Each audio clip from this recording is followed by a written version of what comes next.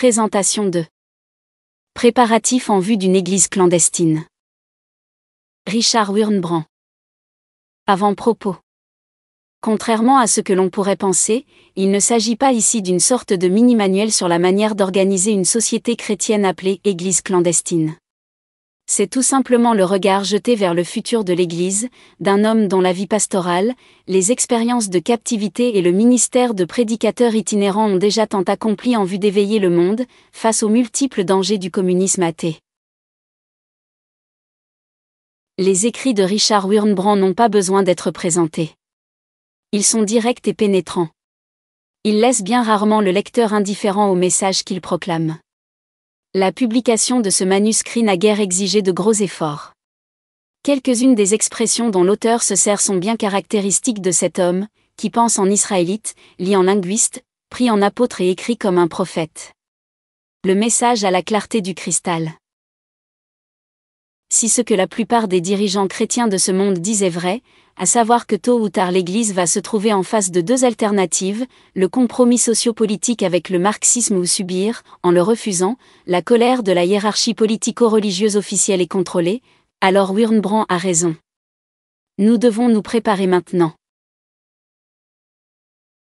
Comme ces alternatives ont déjà été posées dans bien des parties du monde, il n'y a aucune raison de croire que l'Europe occidentale sera épargnée de cet événement dans notre génération.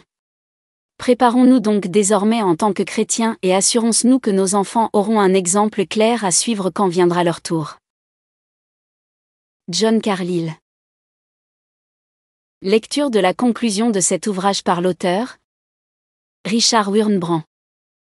L'Église clandestine n'est pas nouvelle, elle existait déjà du temps où fut écrit le Nouveau Testament. Nous avons des gens qui nous critiquent en disant que ce que nous faisons est illégal, parce qu'une Église ne devrait pas travailler en secret. Nous devons obéissance aux autorités. C'est ainsi que le Conseil œcuménique des Églises nous accuse, mais en même temps il soutient des révolutionnaires dans le tiers monde qui n'obéissent pas aux autorités.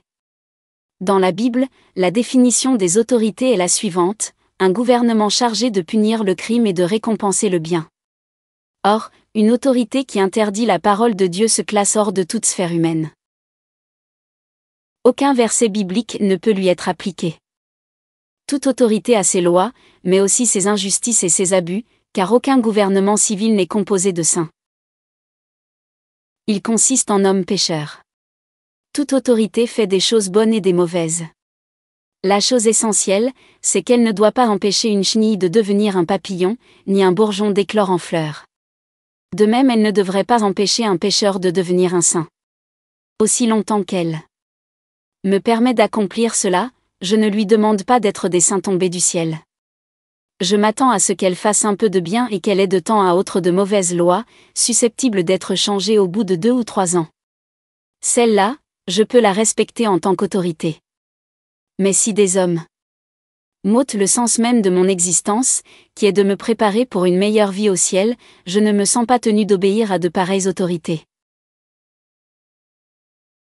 Notre mission poursuit son activité clandestine justement dans le but d'aider cette Église clandestine dans les pays communistes. Je vous ai donné seulement un aperçu des problèmes qui sont ceux de cette Église, pour que vous ayez en quelque sorte une image de ce qu'elle est. Que Dieu vous bénisse. Richard Wurmbrand. Nous mettons dans les commentaires de cette vidéo le lien de téléchargement gratuit de cet ouvrage. Le téléchargement se fera à partir du site internet médiathèquechrétienne.fr, site que j'ai bâti en synergie avec cette chaîne YouTube Elle écoutait sa parole, afin d'assurer la réédition numérique des ouvrages chrétiens épuisés et non réédités. Comme l'était cet ouvrage, nous vous invitons donc à vous rendre sur le site internet médiathèquechrétienne.fr afin de pouvoir profiter et de pouvoir télécharger gratuitement les 1000 ouvrages que nous avons déjà numérisés et mis à votre disposition. Il n'est nul besoin de s'inscrire, vous pouvez directement accéder à partir de la page d'accueil à l'onglet Livres et là regarder les dizaines d'auteurs et les centaines d'ouvrages qui sont déjà disponibles en téléchargement gratuit.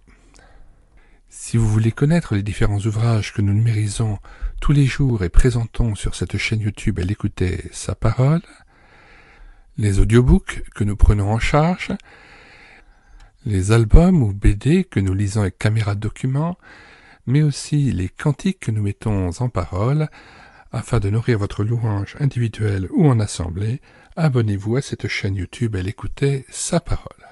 Nous vous disons au revoir et à bientôt.